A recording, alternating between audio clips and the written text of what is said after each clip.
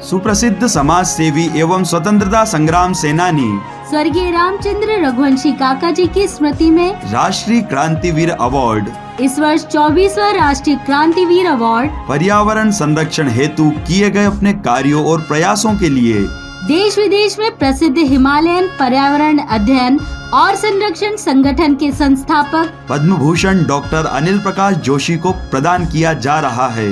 इस अवसर पर आपकी गरिमामय उपस्थिति राष्ट्रीय चेतना के भाव को जागृत करने में सार्थकता प्रदान करेगी। तो आइए, दिनांक 4 अप्रैल सोमवार सायं 6:30 बजे, स्थान शिप्रा तट दत्ता अखाड़ा उज्जैन।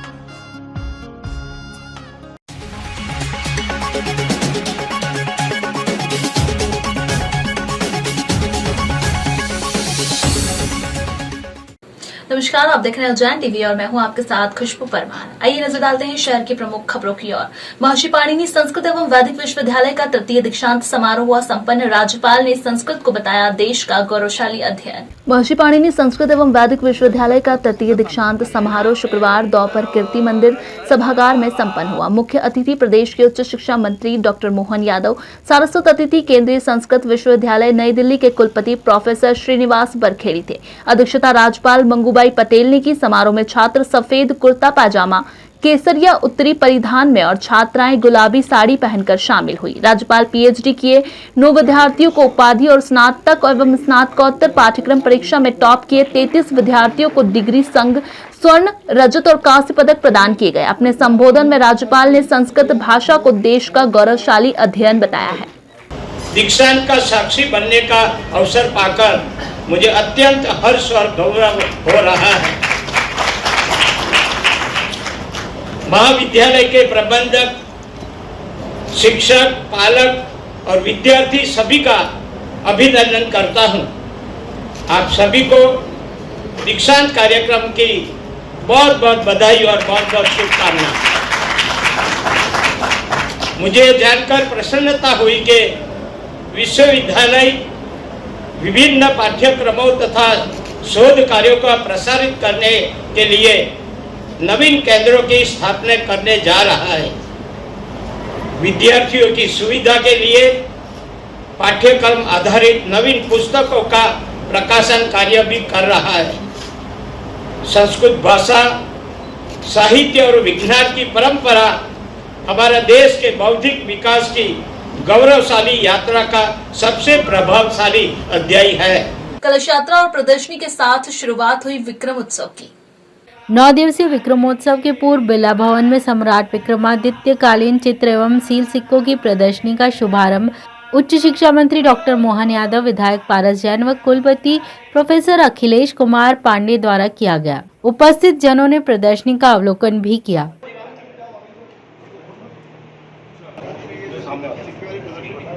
दोपहर में दशहरा मैदान स्थित कन्या स्नातकोत्तर महाविद्यालय से कलश यात्रा निकाली गई, जो विभिन्न मार्गों से होती हुई कालिदास एकेडमी पहुंची। कलश यात्रा में घुड़सवार, बैंड बाजे और कलाकार व रंगकर्मी विभिन्न वेशभूषा में नजर आए। इस दौरान राष्ट्रीय सेवा योजना के छात्र व अन्य छात्र छात्राएं उपस्थित थे।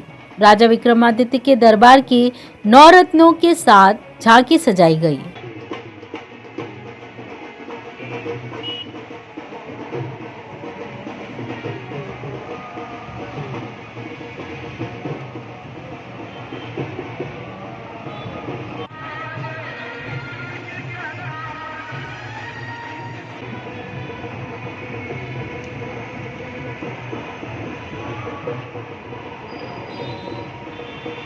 उच्च शिक्षा मंत्री ने अन्य जनप्रतिनिधियों के साथ प्रेस वार्ता कर गिनाई मध्य प्रदेश सरकार की उपलब्धियां। कहा, उज्जैन को भी मिली करोड़ों की सौगात। उच्च शिक्षा मंत्री डॉक्टर मोहन यादव ने विधायक पारस जैन, भाजपा शहर अध्यक्ष विवेक जोशी एवं अन्य पदाधिकारियों के साथ प्रेस वार्ता को संबोधित करते हुए सरकार की उपलब्धियों का बखान किया। दोबारा हमको जो सौगातें मिली, यद्यपि पूरे प्रदेश की बहुत सारी जानकारियां इसके अंदर है, लेकिन हम सब के लिए जो ज़्यादा समसामयिक है, जो अपने प्रदेश के साथ साथ उज्जैन को लेकर के जो उनकी काम के बाद एक कार्रवाई मिली। हम अगर 2003 से या सरकार बनी 2005 में, तो 5 से शुरू करेंगे, तो 5 में हमको तुरंत 2006 में पाणिनि संस्कृत यूनिवर्सिटी उज्जैन में मिली थी। मीडिया को संबोधित करते हुए मंत्री ने कहा कि सौगातें मिलने से उज्जैन शहर नई ऊंचाइयों पर जाएगा। और जिस प्रकार से अभी 2.5 बार का जो सौगात मिली 100 करोड़ दोनों सरकारों ने दिए है, ये लगभग और भविष्य की दृष्टि से उज्जैन को बहुत आगे ले जाएगा। और 4000 करोड़ के काम हमारे लगभग 2 4 लेन और इसके साथ साथ अंदर की इंडस्ट्रियों के काम सब मिला करके 4-5 हजार करोड़ का काम उज्जैन में चल रहा है। उम्मीद कर रहे हैं कि इन कामों के बलबूते पर उज्जैन एक नए रूप में जाना जाएगा। तो उज्जैन की पुराने समय से औद्योगिक शैक्षणिक अलग अलग प्रकार की पहचान रही, धार्मिक दृष्टि से भी, तो उम्मीद कर रहे हैं कि इन सबका लाभ हम उठाएंगे। चिमनगंज थाने में पदस्थ प्रधान आरक्षक पर प्रताड़ना का आरोप लगाते हुए माधवनगर थाने में की शिकायत। वहीं एक अन्य महिला परिवार से प्रताड़ित भी पहुंची थाने। महानंदा नगर में रहने वाली संध्यापति सुरेंद्र गुर्जर चिमनगंज थाने में पदस्थ दिनेश सिंह बेस और उनकी पत्नी रानू पर गाली गलौच एवं धमकाने की शिकायत माधवनगर थाने में की है। संध्या ने बताया कि दिनेश बैस उनके मकान पर कब्जा करना चाहते हैं।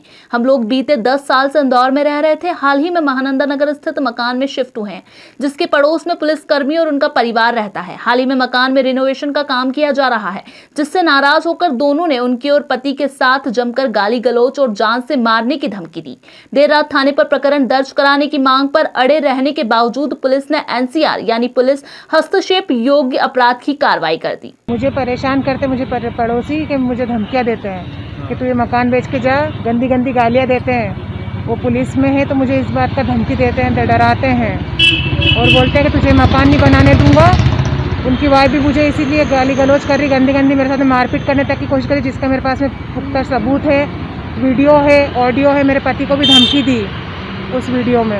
क्या करते हैं आपके पति, कहाँ रहते हैं? मेरे पति एक दिल्ली की कंपनी है और वो अधिकतर बाहर रहते हैं, पूरी एमपी में जाते रहते हैं। वो घर पे कौन रहते हैं अकेले आप? बस मैं और मेरी बच्ची है, इसीलिए वो इसी बात का फ़ायदा उठाते हैं, मुझे नाजायज़ दबाते हैं। वो क्या डर है आपको, किस बात का डर है? मुझे ये डर है कि वो जो जैसे उन लोगों ने मेरे साथ मारपीट करने की कोशिश करी, तो हो सकता है मैं कैसे अपनी सुरक्षा किससे करवाऊँगी।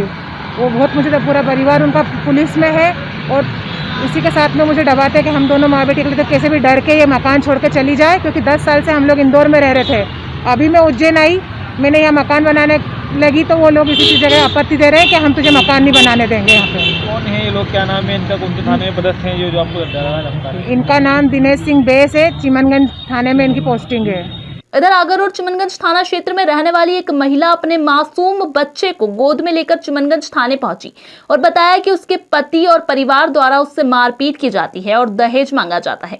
परिवार के सदस्यों द्वारा महिला को डराने, धमकाने के सहित कई प्रकार से प्रताड़ित किया जा रहा है। चिमनगंज थाना पुलिस ने मामला दर्ज किया है। मैं मंगल नगर आगर रोड उज्जैन रहती हूँ। मैं मेरे सास ससुर और पति द्वारा प्रताड़ित करने पर यहाँ आई हूँ। रोज़ आए दिन मारपीट करते हैं, दहेज की डिमांड करते हैं मुझसे और मेरे साथ मारपीट करते हैं। आज भी सुबह उठकर उन्होंने मेरे से गाली गुप्ता करी, मारपीट करने की कोशिश करी, इसलिए मैं मानसिक तौर पर प्रताड़ित होकर यहाँ आई हूँ कि मुझे यहाँ पे न्याय मिल सके। बीमार बेटी का चरक अस्पताल में उपचार कराने आए पिता को सोनोग्राफी करवाने का कहकर 1 माह बाद बुलाया डॉक्टर ने। भर्ती के लिए 3 घंटे किया इंतजार। शाजापुर जिले के सुनारा गांव में अपनी 14 साल की बेटी निशा को लगातार उल्टियां होने के चलते उज्जैन में चरक अस्पताल इलाज के लिए लाए महेश को लगभग 3 घंटे भर्ती होने के लिए इंतजार करना पड़ा। चरक अस्पताल में ड्यूटीरत डॉक्टर्स ने निशा को सोनोग्राफी लिखते हुए 1 महीने बाद आने का समय दिया। बेटी की हालत देखते हुए महेश ने एडमिट करने का निवेदन किया, लेकिन मामला मीडिया के संज्ञान में आने के बाद अस्पताल प्रशासन में हड़कंप मचा और डॉक्टर सुनीता पलसानिया ने तुरंत निशा को भर्ती करने के निर्देश दिए। इस बाबत निशा के पिता महेश ने बताया।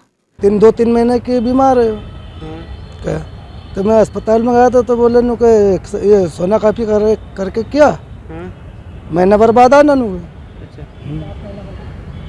कब से बीमार है बच्ची आपकी? बच्ची 3 महीने की सर बीमार। कहाँ रहते हैं आप, कहाँ से आए? हम सुनेरे रहते हैं। यहाँ मैडम से आपने संपर्क किया तो एडमिट करने का बोला आपने, तो क्या कहा मैडम ने? मैडम ने 1 महीना बाद के बोला कि 1 महीने बाद आना नु। अच्छा, सोनोग्राफी लिख के नहीं दे दिए तो। शुल्क न बढ़ाए जाने से नाराज कृषि उपज मंडी के तुलावटी और हम्माल जाएंगे हड़ताल पर। रैली निकालकर सौंपेंगे ज्ञापन। लगभग 2 वर्षों से शुल्क न बढ़ाने जाने से नाराज कृषि उपज मंडी में तुलावटी हम्माल संघ द्वारा दिनांक 28 और 29 मार्च को हड़ताल का ऐलान किया गया है। गौरतलब है कि मंडी में लगभग 2000 तुलावटी व हम्माल अपनी आजीविका चलाते हैं। श्रमिक नेता शेर खान ने आंदोलन के विषय में जानकारी देते हुए बताया। 28-29 को तो हम काम बंद रखेंगे, 2 दिन हड़ताल करेंगे और फ्रीगंज में एक रैली निकालेंगे और उसका विरोध करेंगे सरकार की नीतियों का। उसके बाद भी मंडी ने हमारी बात नहीं मानी गई तो हम अनिश्चित हड़ताल के लिए भी जा सकते हैं, धरना प्रदर्शन भी कर सकते हैं और आगे की रणनीति बनाएंगे। कोठी रोड स्थित कलेक्टर बंगले के समीप बांस के पेड़ों में लगी आग काफी फैलने के बाद पहुंची फायर ब्रिगेड। कोठी रोड स्थित कलेक्टर कार्यालय के समीप बांस के पेड़ों में अज्ञात कारण के चलते आग लग गई। गौरतलब है कि कोठी रोड पर बड़ी संख्या में बांस के पेड़ मौजूद है। आग लगने के बहुत देर बाद फायर ब्रिगेड ने यहां पहुंचकर आग पर काबू पाया।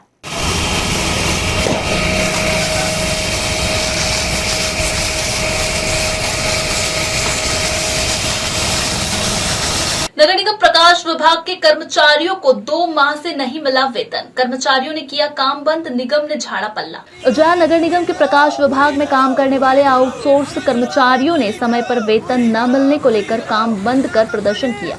मालूम हो कि पूरे शहर में 98 आउटसोर्स कर्मचारी कार्यरत है। जनवरी 2022 से दिल्ली की ईगल हंटर कंपनी ने नगर निगम से पोल लाइट मैनेजमेंट का ठेका लिया है, जिन्होंने 2 महीने का वेतन आउटसोर्स कर्मचारियों को नहीं दिया है। इसके पहले भोपाल की कृष्ण सिक्योरिटी के पास ये ठेका था।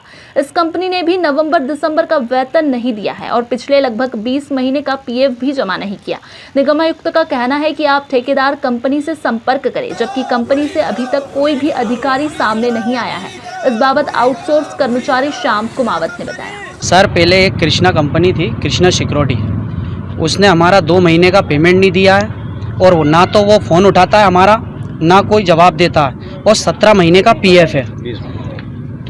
और ये दूसरी जो कंपनी आई है उसका 2 महीने होने वाले हैं, वो भी पेमेंट, कंपनी जो आई है रीगल हेंटर, उसका भी पेमेंट नहीं हुआ है हमारा। 2 महीने हो गए हमारा।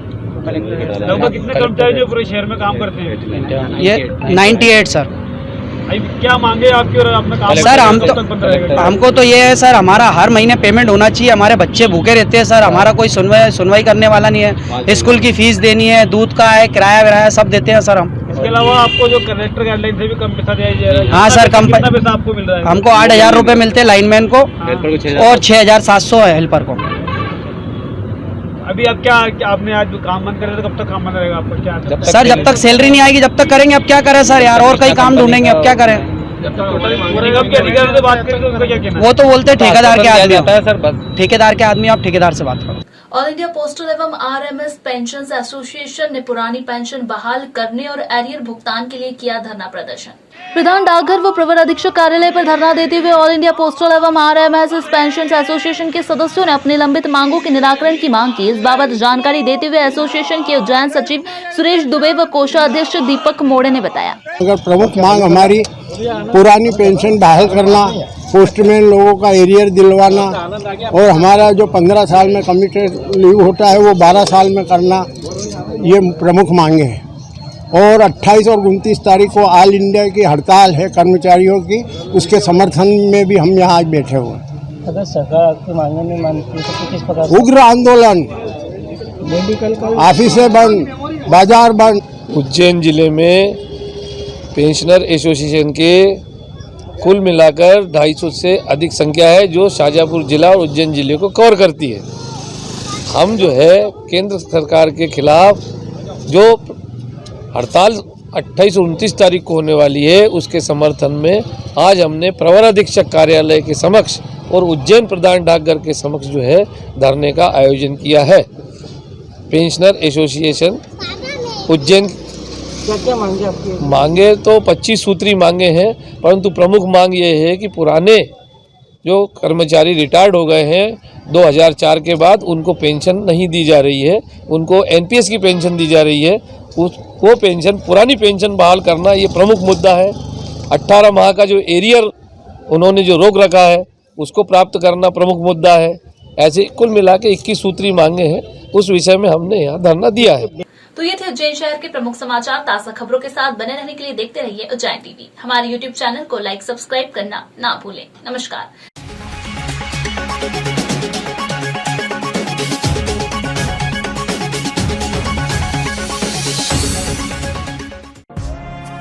सुप्रसिद्ध समाज सेवी एवं स्वतंत्रता संग्राम सेनानी स्वर्गीय रामचंद्र रघुवंशी काका जी की स्मृति में राष्ट्रीय क्रांतिवीर अवार्ड, इस वर्ष 24वां राष्ट्रीय क्रांतिवीर अवार्ड, पर्यावरण संरक्षण हेतु किए गए अपने कार्यों और प्रयासों के लिए देश विदेश में प्रसिद्ध हिमालयन पर्यावरण अध्ययन और संरक्षण संगठन के संस्थापक पद्म भूषण डॉक्टर अनिल प्रकाश जोशी को प्रदान किया जा रहा है। इस अवसर पर आपकी गरिमामय उपस्थिति राष्ट्रीय चेतना के भाव को जागृत करने में सार्थकता प्रदान करेगी। तो आइए, दिनांक 4 अप्रैल सोमवार सायं 6:30 बजे, स्थान शिप्रा तट दत्ता अखाड़ा उज्जैन।